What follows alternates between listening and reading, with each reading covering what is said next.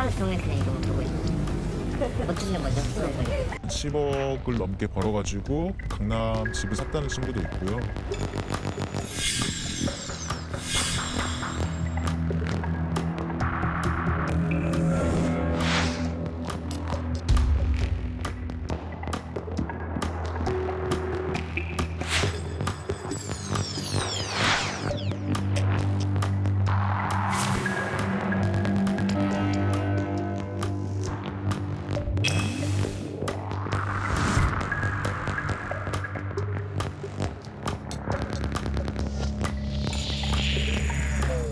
가상화폐 소식을 여러분께 전해드린 지가 상당히 오래된 것 같은데 최근 들어서 가상화폐인 비트코인의 기세가 심상치 않다고 합니다.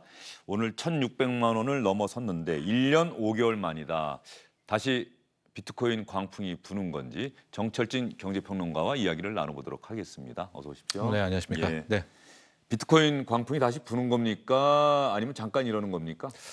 일단은 광풍이라는 표현은 좀 아닌 것 같고요. 예. 왜냐하면 현재 좀 수급 주체들을 보면 큰 손이라고 하죠. 뭐 기관 투자자라든가 대학의 투자 자금까지 이제 들어온 그런 상황이기 때문에 뭐 폭등, 폭락 이런 모습보다는 일정한 어느 정도의 이제 투자 자산으로서의 움직임이 좀 나올 것 같은데 문제는 최근에 한 달 사이에 좀 급등세가 나왔었어요. 최근 한 달 사이에요? 예, 그렇습니다. 한 달 전에는 얼마였어요? 그러니까 가격 추이를 한 달 정도 한 20~30%가 좀 넘게 예. 올랐거든요. 한달 사이에? 가격 추이를 좀 보면 이 원화와 그러니까 국내 시세와 국제 시세가 좀 다른데 국내 시세로 저 화면에 나온 걸 보면은 한때 한 2,300만 원, 2,400만 원까지 갔던 게 2018년 겨울이었었죠. 2017년 겨울. 그다음에 대폭락을 합니다.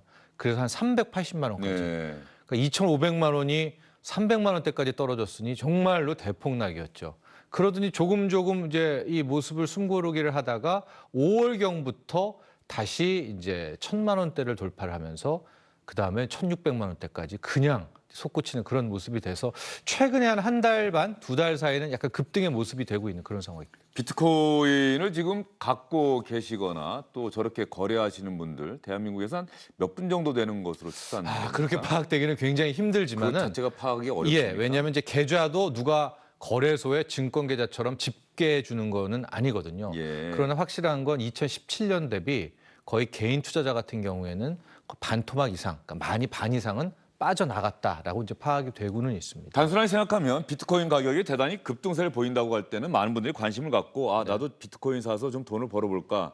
그런데 이게 완전히 급락을 해버리면서 비트코인 별로 매력이 없네. 저거 그렇죠. 갖고 있다고 해서 돈 벌 것 같지 않네. 그러면 완전히 사람들 인기가 시들어버리는 거고요. 정말 또 손절도 많이 했고 참 이런저런 안타까운 사건, 사고들도 많았었죠. 그런 상황이었는데 지난 한 달 사이에 그러면 왜 2달 사이에 두 그렇습니다. 달 사이에 왜 이렇게 갑자기 또 오르는 겁니까? 특징적인 걸 하나 보면요. 네. 일단 거래 대금을 2017년과 지금을 비교해 보면 당시에는 하루에 비트코인만 한 3조 원대. 와. 근데 지금은 얼마였을까? 한 15조대로 거래 대금이 훨씬 더 커졌습니다.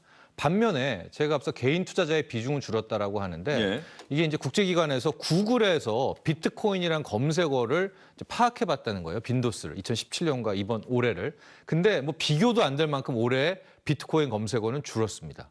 검색의 그 빈도수가 사람들의 관심이 그만큼 떨어졌다는 없죠. 얘기인데요. 근데 거래 대금은 커졌다.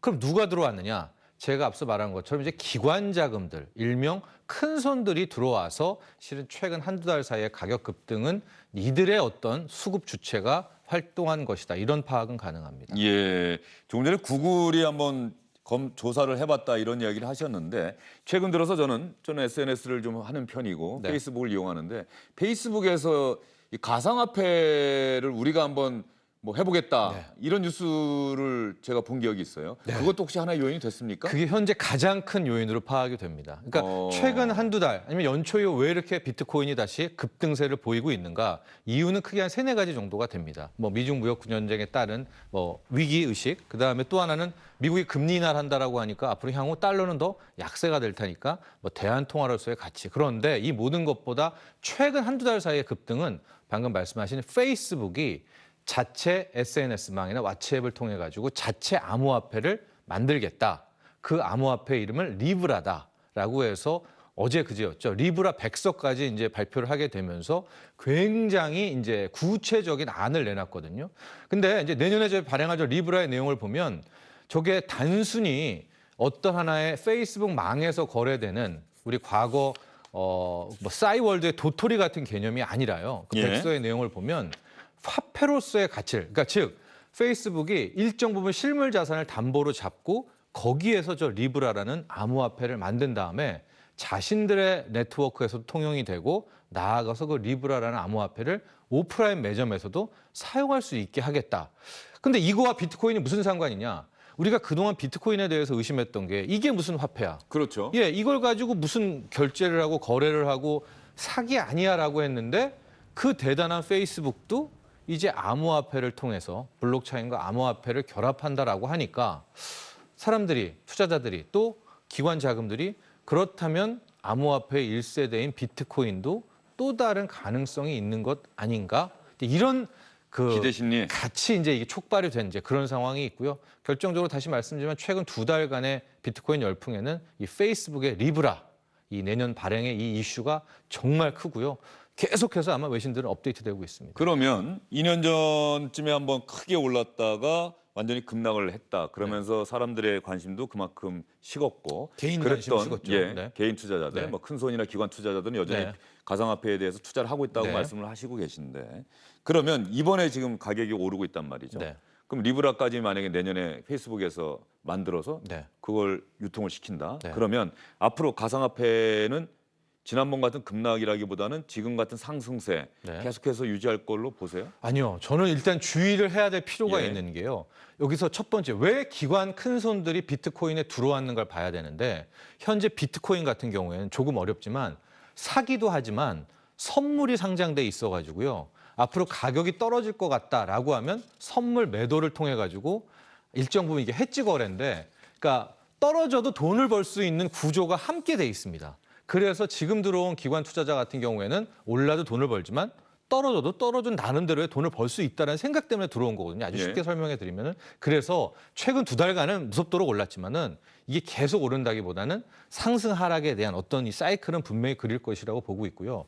또 하나 제가 주목하고 있는 조짐이 이번에 그 페이스북에 리브라 나오니까 미국 의회에서 굉장히 지금 강력 반발하고 이거 뭐 없나 꼬투리를 잡으려고 하는. 왜요?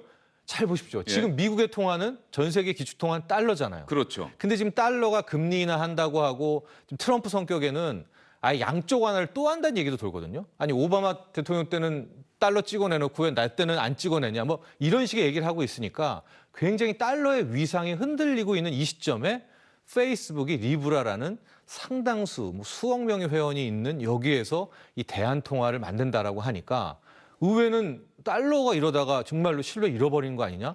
이런 위험도가 있기 때문에 제 생각에는 이런저런 규제가 또 한 번 규제 이슈도 나올 수가 있겠고요.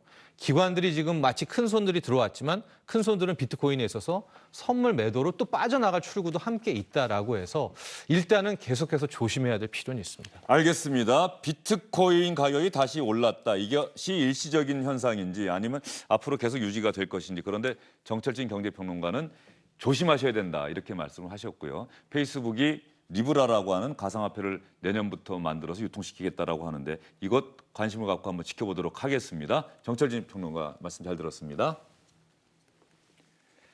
비트코인 이야기를 끝으로 주영진의 뉴스 브리핑 오늘은 여기서 인사드리겠습니다. 시청해 주신 여러분 정말 고맙습니다.